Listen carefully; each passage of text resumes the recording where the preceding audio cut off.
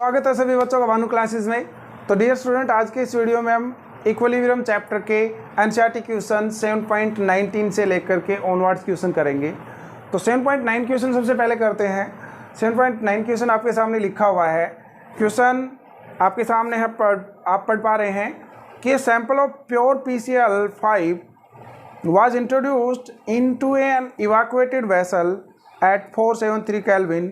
After equilibrium was attained, the concentration of PCl5 was found to be 0.5 multiplied 10 raised to power minus 1 mole per liter. If the value of Kc is 8.3 multiplied 10 raised to power minus 3, what are the concentration of PCl3 and Cl2 at equilibrium? Question समझे। Question को एक बार मैं धीरे धीरे बता देता हूँ। कह रहा है कि एक सैंपल PCl5 का हमने एक इवैक्यूएटेड वेसल में इंट्रोड्यूस करवाया है, डाला है। इक्विलिब्रियम पर टेम्परेचर दे रखा है जो काम का नहीं है, किसी काम का नहीं है फिलहाल temperature. At equilibrium was attend, फिर इक्विलिब्रियम अटेंड हुआ PCl5 में। कंसंट्रेशन ऑफ PCl5, जब इक्विलिब्रियम आया तो PCl5 की कंसंट्रेशन कितनी रह गई थी? वाज फाउंड टू बी इतना 0.5 10 रेज़्ड टू पावर माइनस इतना 10 raised to power minus 1 mole litre inverse. If value of Kc is, Kc की वैल्यू दे रखी है 8.3 10 raised to power minus 3। What are the concentration of PCl3 and Cl2 at this equilibrium? तो PCl3 और Cl2 की concentration पूछ रहा है, राइट।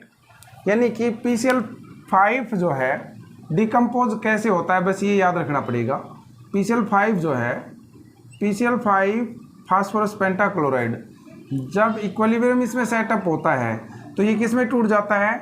PCl3 में फास्फोरस ट्राइक्लोराइड और क्लोरीन गैस में। ये सारी गैसेस फॉर्म में है, ओके, सारे गैसेस फॉर्म में है। अब ये क्या कह रहा है कि इक्विलिब्रियम पर कितना है इसका? इनिशियल तो इसने दिया नहीं, सीधा कह रहा है कि इक्विलिब्रियम पर, एट इक्विलिब्रियम PCl5 की कंसंट्रेशन कितनी है? Concentration PCl5 is found to be 0.5 10 raised to power minus 1। तो ये पूछ रहा है कि इक्विलिब्रियम पर इनकी वैल्यू कितनी रहेगी। तो हम ये मान लें इनकी x रहेगी, x मान ली तो ये भी x ही रहेगी, ओके। अब हमें पता है कि जो Kc है, क्या दे रखा है एक रिएक्शन में, एक Kc 8.3 10 raised to power minus 3। तो यहाँ इस रिएक्शन का Kc क्या आएगा बताओ बच्चों? इक्विलिब्रियम कांस्टेंट, प्रोडक्ट्स की कंसंट्रेशन अपॉन में रिएक्टेंट्स की कंसंट्रेशन। प्रोडक्ट्स की कंसंट्रेशन यानी कि मैं कहूँ PCl3 Cl2 अपॉन में रिएक्टेंट क्या है? PCl5, okay. बताओ PCl3 की कितनी है? x, Cl2 की x, तो x मल्टीप्लाई x कर दें। और ये कितना है? PCl5 कितना दे रखा है बुक में? 0.5 10 रेज़्ड टू पावर माइनस 1। और Kc की भी वैल्यू दे रखी है, तो साथ साथ Kc की भी वैल्यू पुट कर सकते हो। तो अगले स्टेप में मैं Kc की वैल्यू पुट कर दूं। Kc की वैल्यू कितनी दे रखी है बच्चों क्वेश्चन में? 8.3 10 रेज़्ड टू पावर माइनस 3। तो Kc की वैल्यू पुट कर दी 8.3 10 रेज़्ड टू पावर माइनस 3। और ये कितना चल रहा है अपना? x स्क्वायर हो गया, और इधर है 0.5 10 रेज़्ड टू पावर माइनस 1। ये सारा इस साइड उधर जाकर के मल्टीप्लाई हो जाएगा। तो बताओ, तो उस साइड जाकर के मल्टीप्लाई हो गया तो मैं यहाँ लिख दूँ, यहाँ करते हैं।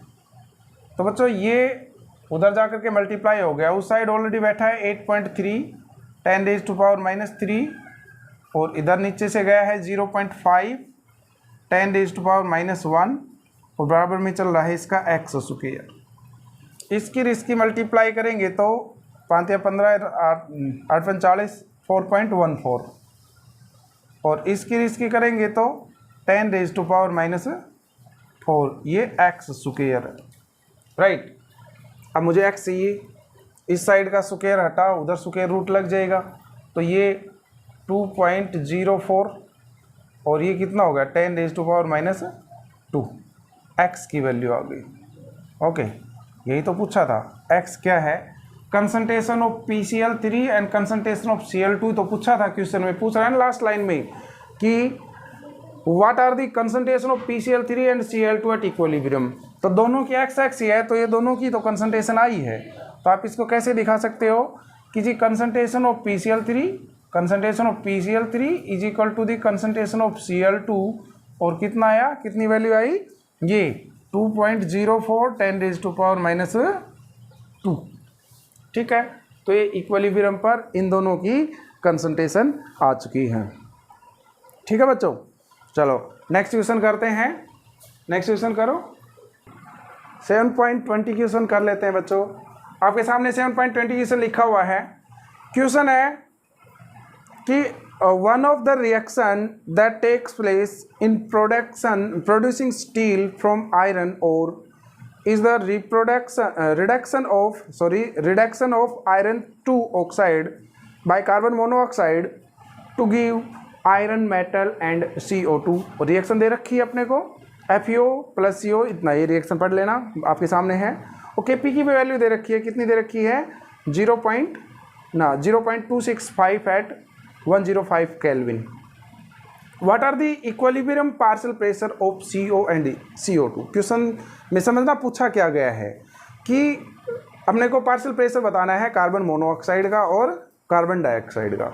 If the initial pressure are, दोनों का इनिशियल प्रेशर दे रखा है। तो पहले तो रिएक्शन लिखें, रिएक्शन जो बोर्ड पे लिखी हुई है, रिएक्शन है FeO, इसका रिडक्शन किया गया है कार्बन मोनोऑक्साइड की सहायता से, और क्या बन गया, O प्लस CO2। ये तो दोनों सॉलिड है, और कार्बन मोनोऑक्साइड कार्बन डाइऑक्साइड सबको पता है गैस है, तो ब्रैकेट में जी नहीं लगा रहा, समझ जाना ही गैस चीज है। अच्छा जी, अब दे क्या रखा है, पूछा क्या गया है, अपने को इक्विलिब्रियम प्रेशर पूछा गया है। इक्विलिब्रियम प्रेशर पूछा गया है, इक्विलिब्रियम पर इनिशियल कितना दे रखा है, इनिशियल बताओ, इनिशियल कितना दे रखा है, इनिशियल प्रेशर इसका दे रखा है कार्बन मोनोऑक्साइड का, ये दे रखा है ना, PCO is equal to 1.4 atmosphere, 1.4 atmosphere, और इसका दे रखा है कार्बन डाइऑक्साइड का 0.80, और साथ में अपने को क्या दे रखा है, Kp की वैल्यू 0.265, साथ में Kp की भी वैल्यू दे रखी है, क्या दे रखी है बताओ, Kp की वैल्यू बताओ 0.265। कोई टेंशन नहीं है जी, जो दे रखा है उसे निकाल देंगे, टेंशन वाली बात ही नहीं है।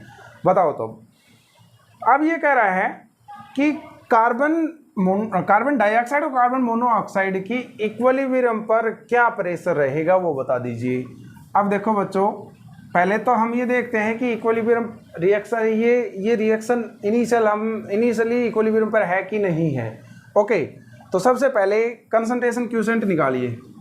कंसंट्रेशन क्यूसेंट, रिएक्शन क्यूसेंट भी बोल देते हैं इसको, QC या QP बोल दो, क्योंकि यहाँ प्रेशर P चल रहा है तो QP बोल दीजिए। ठीक है, बताओ तो क्या होता है रिएक्शन क्यूसेंट, किसी प्रोडक्ट की कंसंट्रेशन और अपॉन में रिएक्टेंट्स की कंसंट्रेशन। ये तो प्योर सॉलिड है, कॉन्स्टेंट मान लिया जाएगा। इसका कितना दे रखा है, देखो फार्मूला क्या होता है मैं बता चुका हूँ ऑलरेडी, क्या क्या है इसमें। तो Qp की वैल्यू क्या आ जाएगी, प्रोडक्ट प्रेशर ऑफ CO2, ये तो फार्मूला लिख रहा हूँ पहले, अपॉन में प्रेशर ऑफ CO। ठीक है, क्या दे रखी है इनकी वैल्यू 0.80, और कार्बन मोनोऑक्साइड की 1.4। कैलकुलेशंस करेंगे तो इसकी क्या आ जाएगी बच्चों, 0.571, राइट। Qp हमारा रिएक्शन क्यूसेंट आया है 0.571, और Kp हमारा ये है।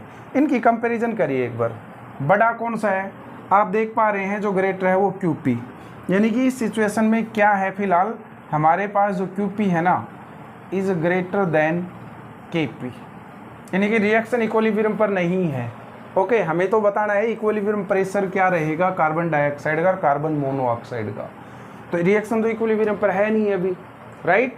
कैसे पता लगा, क्योंकि यदि इक्विलिब्रियम पर होती तो Qp और Kp बराबर आते। ओके, अब ये बराबर नहीं आ रहे हैं, रिएक्शन इक्विलिब्रियम पर नहीं है। अब Qp बड़ा है, Kp के बराबर होना है, क्योंकि रिएक्शन तो इक्विलिब्रियम पर आएगी। अब QP को डिक्रीज होना पड़ेगा ताकि वो KP के बराबर हो सके। अब QP की वैल्यू कैसे डिक्रीज हो सकती है, जब रिएक्शन बैकवर्ड डायरेक्शन में चले। और मोटे से दिमाग की बात है जी, जब QP बड़ा होता है ना KP से, तो हमेशा रिएक्शन बैकवर्ड में जाती है, और जब QP छोटा होता है KP से तो रिएक्शन फॉरवर्ड में चलती है। तो मुझे रिएक्शन की डायरेक्शन पता लग गया कि रिएक्शन बैकवर्ड में जाएगी। ओके, तभी तो इक्विलिब्रियम अटेंड होगा। यदि वो बैकवर्ड में नहीं जाएगी तो इक्विलिब्रियम कभी अटेंड नहीं होगा। अच्छा जी, रिएक्शन बैकवर्ड में गई। अब रिएक्शन बैकवर्ड में जाने का मतलब ये हुआ, अब F ही तो है कांस्टेंट, सॉलिड है, इसी की प्रेशर घटेगा। इसमें से मैं मान लेता हूँ कि इसमें से P प्रेशर घट गया इसका, तो इसका जो P प्रेशर घट के गया है उधर कार्बन मोनोऑक्साइड में वो बढ़ जाएगा, और वो इक्विलिब्रियम कंडीशन की कहानी बता रहा हूँ। यानी कि जब इक्विलिब्रियम आएगा तो CO2 के प्रेशर में से -P घट जाएगा और कार्बन मोनोऑक्साइड के प्रेशर में +P जुड़ जाएगा। समझ गए? इतनी बात ध्यान रख लेना, ठीक है जी। अब हमें ये समझ में आ चुका है कि जब इक्विलिब्रियम होगा तो ये कंडीशन होगी, कार्बन डाइऑक्साइड का प्रेशर रहेगा 0 मतलब P घट जाएगा इसमें से और कार्बन मोनोऑक्साइड का P जुड़ जाएगा। तो बताओ बच्चों, Kp क्या रहेगा बताओ, यहाँ से बताना एक बार। Kp की वैल्यू प्रोडक्ट्स की कंसंट्रेशन, यानी कि प्रोडक्ट्स का प्रेशर, इक्विलिब्रियम की बात चल रही है। ये QP क्या था, इक्विलिब्रियम पर नहीं था, ये इनिशियल कंडीशन का निकाला हमने। अब हम निकाल रहे हैं इक्विलिब्रियम का। तो प्रोडक्ट का प्रेशर कितना है, प्रोडक्ट का इक्विलिब्रियम पर कितना रहेगा, अभी अभी समझा है हमने। 0.80 -P हो जाएगा जी, घटेगा, क्योंकि इक्विलिब्रियम पर आएगा, रिएक्शन इस साइड जाएगी, और जैसे रिएक्शन इस साइड जाएगी इसका प्रेशर घटेगा और उसका बढ़ेगा। और बताओ तो Kp की वैल्यू प्रोडक्ट्स का प्रेशर, यानी कि कार्बन डाइऑक्साइड का प्रेशर अपॉन में कार्बन मोनोऑक्साइड का। कार्बन मोनोऑक्साइड का कितना है इक्विलिब्रियम पर, 1.4 + P। Kp की वैल्यू कितनी दे रखी है, Kp की वैल्यू चल बताओ, यहाँ पुट कर देते हैं Kp की वैल्यू। Kp की वैल्यू हमें साफ दिख रही है जी, 0.265। ओके, क्लियर है। Kp की वैल्यू 265 ही है। ये कितना है, 0.8 -P 1.4 + P। ये इस साइड जाएगा, सारी टर्म हो गया 0.265 1.4 P, और इधर है 0.80 -P। ठीक है, इसकी मल्टीप्लाई करो, 0.265 की 1.4 की मल्टीप्लाई करेंगे तो कितना आएगा, 0.25, और इसकी मल्टीप्लाई करेंगे तो ये आता है 037। मल्टीप्लाई सिखाएं क्या, कर लेंगे। अच्छा, 0.265 P और इधर 0.8 -P। अब P की वैल्यू निकाल लोगे सबको, ये तो 7th स्टैंडर्ड का आ गया कि जी इधर P है इधर P है, दोनों P को एक साइड ले आएंगे, जो कांस्टेंट टर्म्स है उनको एक साइड ले आएंगे, और P की वैल्यू सीधी लिख रहा हूँ।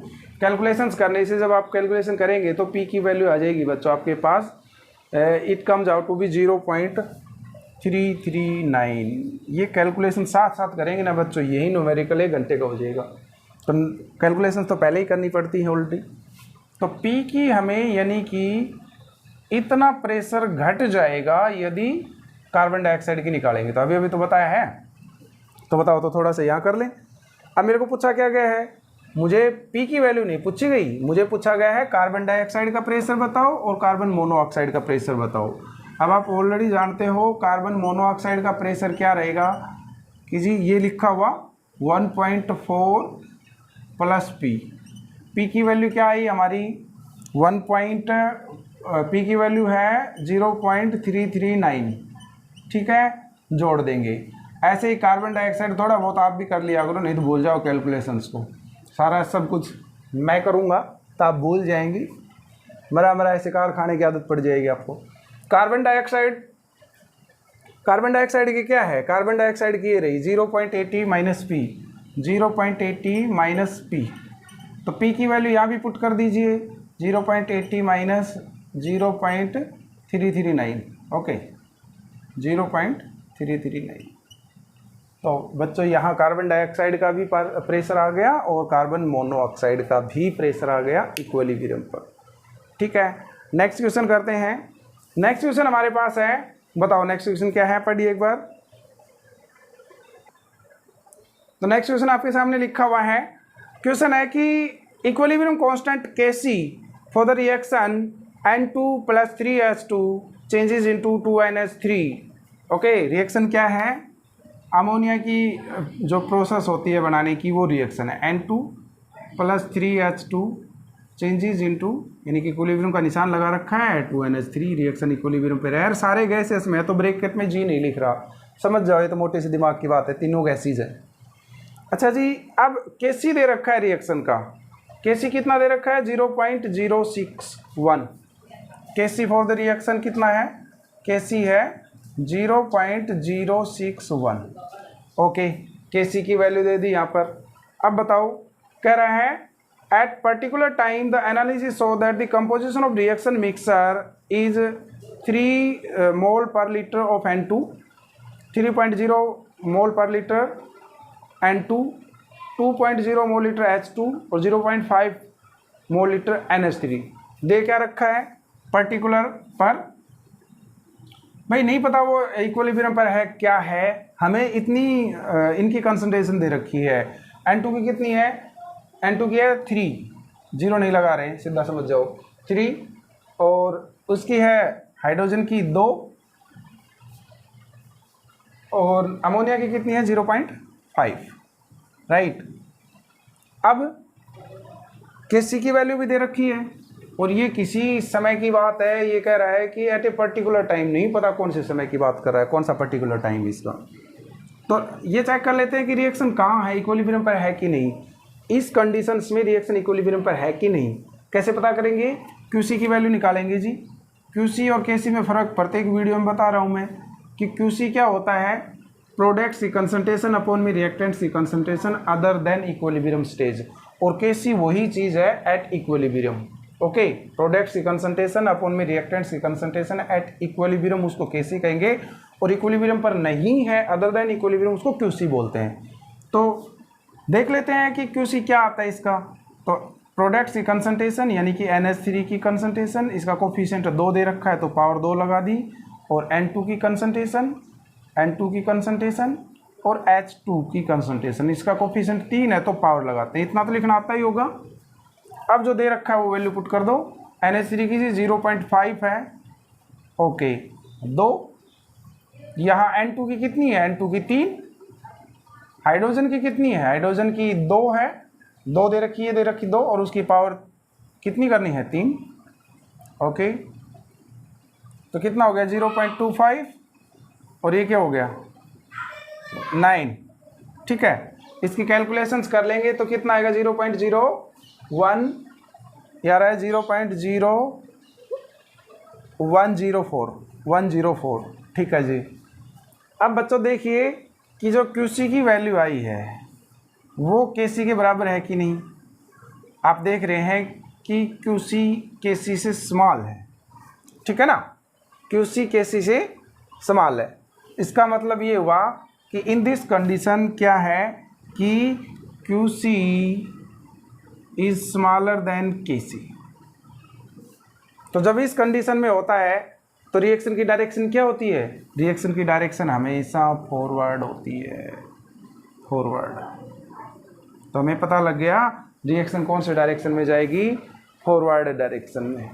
ठीक है, क्वेश्चन पूछा गया है is the reaction at equilibrium, last line में देखिए, is the reaction in equilibrium, आप कहेंगे no reaction is not equilibrium. Okay, तो कह रहा है इन इफ नॉट, यदि नहीं है, in which direction does the reaction tends to proceed to reach the equilibrium. तो कौन से डायरेक्शन में जाएगी ताकि इक्विलिब्रियम अटेंड हो जाए, तो फॉरवर्ड डायरेक्शन में जाएगी तो इक्विलिब्रियम अटेंड हो जाएगा। 3 तो कंडीशन है ही। क्या 3 कंडीशन है कि Qc जो है Kc के बराबर है तो रिएक्शन इक्विलिब्रियम पर है, इक्विलिब्रियम पर। एक Qc यदि Kc से बड़ा है तो बैकवर्ड रिएक्शन में जाएगी, डायरेक्शन बैकवर्ड रहेगी हमेशा। और यदि Qc Kc से छोटा है तो हमेशा रिएक्शन फॉरवर्ड डायरेक्शन में जाएगी। इस पर मैं वीडियो डिटेल से बना चुका हूँ, आप वहाँ से देख लेना। और वैसे सीधा दिमाग में बैठाओ तो भाई इसको कर लेना कि ये कंडीशंस हो तो ये डायरेक्शन रहेगी। ठीक बच्चों, तो ये कुछ एनसीईआरटी क्वेश्चंस करवाए, मैं उम्मीद करता हूँ आप लोगों को समझ में आया होगा। और वीडियो को लाइक शेयर ज़रूर कर दें। धन्यवाद।